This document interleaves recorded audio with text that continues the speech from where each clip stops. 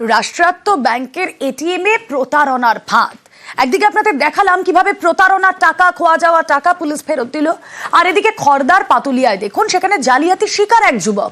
মেশিনে card punch করতেই pin দিতেই বিপত্তি, ব্যালেন্স কমলেও টাকা বেরোয়নি। মেশিনের অদ্ভুত শব্দ আর তাতেই সন্দেহ হয় যুবকের। টাকার স্লটে কালো প্লাস্টিক দেখেও তার সন্দেহ হয়। সঙ্গে সঙ্গে থানায় ফোন করে অভিযোগ জানান যুবক। কালো প্লাস্টিকের নমুনা সংগ্রহ করেছে পুলিশ।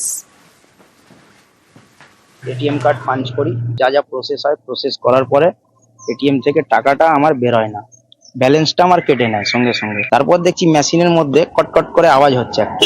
তখন আমি আঙুল দিয়ে দেখি একটা প্লাস্টিকের কিছু ঢোকানো আছে। তখন আমরা সঙ্গে সঙ্গে থানাতেও ফোন করি, স্যার আসেন, স্যার এসে দেখেন যে একটা প্লাস্টিকের কিছু আছে, ওটা উনি স্যার রিকভার করেছেন।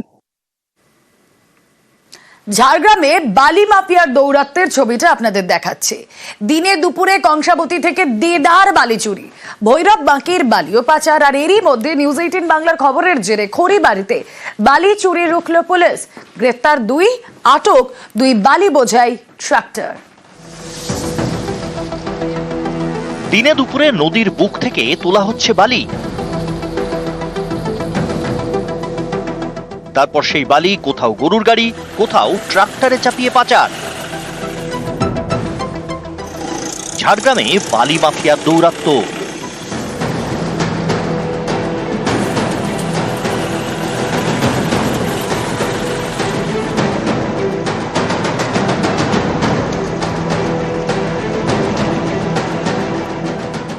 ঝাড়গ্রাম ব্লকের সাপধরা এলাকা, পাশ দিয়ে বয়ে গিয়েছে কংসাবতী। এই নদীর বালিতেই নজর মাফিয়া। কংসাবতী নদী থেকে একের পর এক গরু গাড়িতে করে বালি যাচ্ছে। এবারে নতুন কৌশল নিয়েছে বালি মাফিয়ারা। এভাবে গরুর গাড়িতে করে বালি নিয়ে গিয়ে এক জায়গায় রেখে সেখান থেকেই দেদার হচ্ছে বালি পাচার। কারণ বলা হচ্ছে বাড়ির কাজে বা অন্যত্র কোনো কাজের জন্য গ্রামবাসীকে কাজে লাগিয়ে সেই বালি তোলা হচ্ছে, আর সেখান থেকেই পাচার হচ্ছে বালি। অভিযোগ, সেখান থেকে এভাবে বালি তোলায় নদী তার স্বাভাবিক গতিপথ হারাচ্ছে, নষ্ট হচ্ছে তীরবর্তী চাষযোগ্য জমি। রাত্রে কে চুরি করে? আমরা তো ঘুমিয়ে থাকি ঘরে। কিসে চুরি হয়? ট্রাক্টর প্রশাসন যখন ওই দিনের বেলায় আসে, আর এমনি ওই খেজান থেকে ঘুরে চলে যায়, আর ওরা রাতের বেলায় আসে গরু গাড়ি সেই ধারে। সাপধরায় কংসাবতী, বিনপুরে ভৈরব বাঁকির বালি পাচার, এখানে আবার ট্রাক্টর বোঝাই করেই বালি পাচার। প্রশ্ন করলে নানা সাফাই দেওয়ার চেষ্টা। কোনো পারমিশন কপি আছে? পারমিশন কপি মালিক জানে। সিও আছে না। তাহলে আপনারা সিও ছাড়া কি করে বালি তুলছেন? সিও সব অনেক গাড়ি তো তুলেছে। যদি কোনো আমাদের দলের কেউ জড়িত আছে, তার তদন্ত করে তার বিরুদ্ধে তার শাস্তি দেওয়া হবে, এবং যদি সরকারের কোনো আধিকারিক এসব জড়িত আছে তা তদন্ত করে তার কঠোর ব্যবস্থা নেওয়া হবে। বাগডোগরার টাইপু এলাকা, এখানে বালাসন নদী থেকে বালি তুলে পাচার করার সময় 2টি ডাম্পার আটক করে বন দপ্তর। অভিযোগ, জাল চালানের সাহায্যে বালি পাচার করা হচ্ছিল। এসবের মধ্যেই নিউজ 18 বাংলার খবরের জেরে খড়িবাড়িতে বালি চুরি রুখল পুলিশ। গ্রেপ্তার 2, আটক 2টি বালি বোঝাই ট্রাক্টর।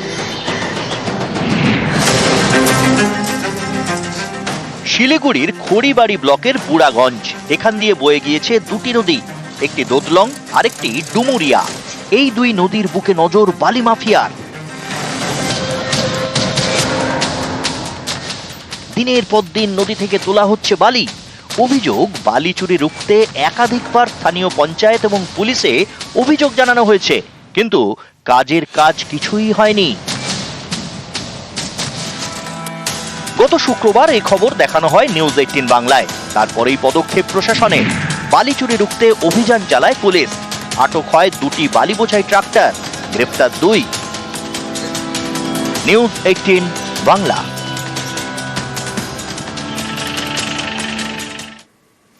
আসুন এবার আপনাদের একটা ছবি দেখাই। যে ছবিতে আমরা দেখাচ্ছি যে এখানেই হবে নতুন সেতু, কিন্তু কোথায়? এ ছবি ঘাটালের। সেতু কেন? ঘাটাল মাস্টার প্ল্যানের জন্য। আমরা ফি বছর বর্ষায় এই জায়গাগুলোকেই দেখি সম্পূর্ণ ডুবে যেতে। আরো এক ধাপ এগোলো এবার ঘাটাল মাস্টার প্ল্যানের কাজ। দাসপুরে 5টি সেতু তৈরিতে 19 কোটি বরাদ্দ সেচ দফতরের।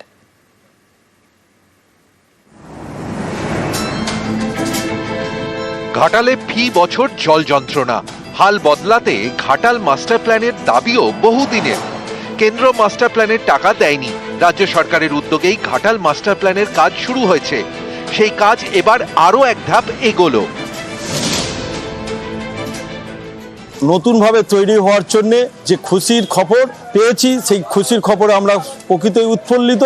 গ্রামবাসী হিসাবে, এলাকার বাসী হিসাবে আমরা খুবই আনন্দিত। ঘাটালে 5টি কংক্রিটের সেতু তৈরির ছাড়পত্র দিয়েছে সেচ দপ্তর। মার্চেই শুরু কাজ, শেষ করার টার্গেট আগামী বছরের অগাস্টে। এখান থেকে 4 চাকা যাওয়ার খুব অসুবিধা হয়। এটা বড় হয়ে গেলে 4 চাকা যাবে, রুগী যাবে, মানুষজনের যাতায়াতের অনেক সুবিধা হয়ে যাবে, যেটা সব থেকে ভালো প্রবলেম আর কি সুবিধা। সেদিক দিয়ে মানে স্থানীয় মানুষগুলো খুবই উপকৃত হবে। ঘাটাল মহকুমার অন্তর্গত দাসপুর 2 ব্লক। এখানে একাধিক খালের উপর পুরনো সেতু রয়েছে, কিন্তু সেই সেতুগুলি নিয়ে স্থানীয়দের দীর্ঘদিনের অভিযোগ। কোনোটা জরাজীর্ণ দশা, কোনোটা এতটাই সংকীর্ণ যে সেই সেতু দিয়ে যাতায়াত করাই দুষ্কর। এবার এমনই 5টি সেতু নতুন করে তৈরি করা হবে। যেমন কংক্রিটের নতুন সেতু হবে রানীচক পঞ্চায়েতে দড়ি অযোধ্যার নাপিত পাড়ায়, রানীচক পঞ্চায়েতেরই সামন্তপাড়ায় হবে আরও একটি সেতু। এছাড়া সেতু হবে চাইপাট পঞ্চায়েত এলাকায় হারিঘাটা খালের উপর। সাহাচক গ্রাম পঞ্চায়েতের উদয়চক এবং বেনাই গ্রাম পঞ্চায়েতের ভুইয়ারাতেও হবে নতুন সেতু। খুশি মানে অবাক লাগবে, এটা বহুদিনের প্ল্যান ছিলেন কিন্তু কেউ করেননি, নিজে এসে আগ্রহ করে লাগিয়েছে, অবাক লাগিয়েছে আমাদের। এলাকা থেকে 15টি সেতু তৈরির দাবি ছিল দাসপুর 2 নম্বর ব্লকের। ঘাটাল মাস্টার প্ল্যানের আওতায় থাকা এই সেতুগুলি দ্রুত ছাড়পত্রের জন্য দাসপুর 2 নম্বর পঞ্চায়েত সমিতির পক্ষ থেকে মনিটরিং কমিটির বৈঠকে দাবি জানানো হয়। মনিটরিং কমিটির বৈঠকে উপস্থিত সেচমন্ত্রী মানস ভূঁইয়া দফতরের আধিকারিকদের দ্রুত ছাড়পত্র দেওয়ার নির্দেশ দেন। এরপরই 5টি কংক্রিটের সেতুর ছাড়পত্র মেলে। ঘাটালে 5টি সেতুর জন্য মোট বরাদ্দ হয়েছে 19 কোটি 26 লক্ষ 81 হাজার টাকা। চলতি মাসেই শুরু হতে চলেছে নতুন সেতু তৈরির কাজ। মাননীয় মুখ্যমন্ত্রী, তাকে আমি ধন্যবাদ জানাই। এবং আমাদের খুবই সমস্যা, অনেক মানুষ আসা যাওয়া করে, তো এটা হলে আমরা খুবই উপকৃত হব। আবির ঘোষাল ও সুকান্ত চক্রবর্তী, নিউজ 18 বাংলা। আলিপুরদুয়ারের বিভিন্ন জায়গায় জল পৌঁছতো না, ফলত সাধারণ মানুষের একটা জলকষ্ট ছিলই। আর এবার আলিপুরদুয়ারের পুরো এলাকায় বাড়ি বাড়ি পৌঁছবে জল। পাইপলাইন বসানোর কাজ ইতিমধ্যেই শেষের পথে।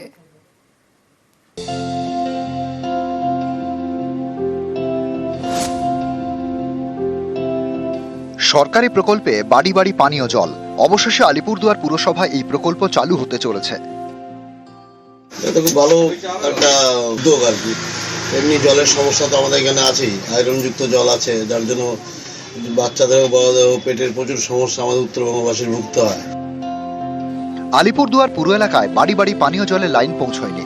কেউ রাস্তা টিউবওয়েল বা টাইম কলে জল খান, কেউ কিনে খান, কেউ আবার ভূগর্ভস্থ জল পাম্পের মাধ্যমে তুলে ব্যবহার করেন। এবার এইসব ঝঞ্ঝাট থেকে মুক্তি, বাড়ি বাড়ি যাচ্ছে জলের লাইন। সরকারি প্রকল্পে মিলবে পরিশোধিত পানীয় জল। পুরসভা জানিয়েছে আলিপুরদুয়ার পুরো এলাকায় 21,000 বাড়িতে পৌঁছবে জলের পাইপলাইন। প্রায় 85% কাজ হয়ে গিয়েছে, আর সব জোনে কাজ চলছে। 21,000 মানুষের বাড়িতে জল পৌঁছে দিতে পারবে। 51 কোটি টাকার এই প্রজেক্ট কস্টটা 51 কোটি টাকা স্টেট ফান্ড থেকে দেওয়া হবে। By the end of 25 deadline রাখা আছে। নোনাই নদী থেকে যে সারফেস ওয়াটার ট্রিটমেন্ট প্ল্যান্ট এখানে নিয়ে আসে করা হবে। ট্রিটমেন্ট করার পরে এখান থেকে আলিপুরদুয়ারের সমস্ত ওয়ার্ডের যে যে ওভারহেড ট্যাঙ্ক আছে ওখানে ওয়াটার সাপ্লাই হবে, ওই রকম প্ল্যান করা আছে। আলিপুরদুয়ার থেকে রাজকুমার কর্মকার, নিউজ 18 বাংলা। আসুন এবার একটু হাসনাবাদের আমলানি গ্রাম পঞ্চায়েতের দিকে নজর রাখি। জলকষ্টর ছবিটা দেখাচ্ছি। আর্সেনিকের ভয় নিয়েই টিউবওয়েলের জল, হ্যাঁ এই জলই পান করতে হচ্ছে। আর জলকষ্ট ছত্রে ছত্রে। আর্সেনিক প্রবণ এলাকা, তাই এখানে 10 থেকে 12টি আর্সেনিক ফ্রি ওয়াটার প্লান্ট বসানো হয়। অভিযোগ কয়েক মাস যেতে না যেতেই তা নষ্ট হয়ে যায়। তাই এখন ঝুঁকি নিয়ে এই যে টিউবওয়েল দেখালাম তার জলই খেতে হচ্ছে। উত্তর 24 পরগনার হাসনাবাদের আমলানি গ্রাম পঞ্চায়েত। এখানে কলের জলে আর্সেনিকের আতঙ্ক। এখানে সব আর্সেনিক যুক্ত জল, আমাদেরও খাবার জলের সমস্যা, দূর থেকে এনে খেতে হয়। এইভাবেই চলছে আমাদের। আশেপাশে কোনো জলের ব্যবস্থাও নেই। বাচ্চারা ওই আর্সেনিক যুক্ত জল খাচ্ছে। ওই চাপাকলের জল খেতে হচ্ছে। এই চাপাকলের জল কি পরিশোধ না আর্সেনিক যুক্ত? আর্সেনিক যুক্ত জল, এখানে কোনো আর্সেনিক মুক্ত কোনো জল নেই। আর্সেনিক মুক্ত জলের জন্য পঞ্চায়েত এলাকা জুড়ে 10 থেকে 12টি বিশেষ প্লান্ট বসানো হয় 2023 সালে।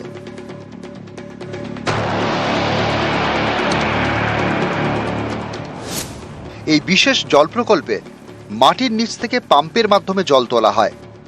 তারপর প্ল্যান্টে থাকা ফিল্টারের মাধ্যমে সেই জল আর্সেনিক মুক্ত করা হয়।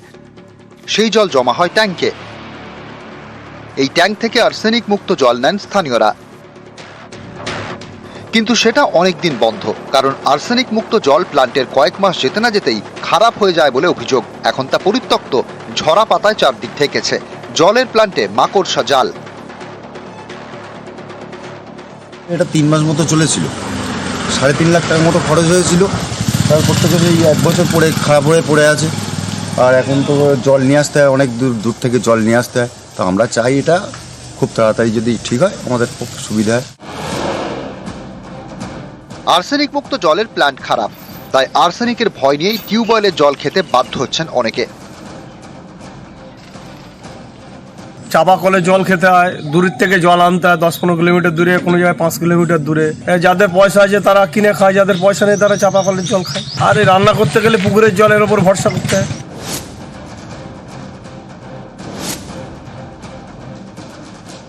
সরকার দিল আমাদের ভালোর জন্য, সেভাবে পানি ভালো ফিল্টার করে দিতে পারিনি।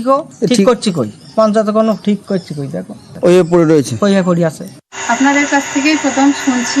আমি চেষ্টা করব যত তাড়াতাড়ি প্রধানের সঙ্গে কথা বলে যাতে খুব তাড়াতাড়ি জলের ব্যবস্থাটা ওখানে। হাসনাবাদ থেকে অনুপম সাহা, নিউজ 18 বাংলা।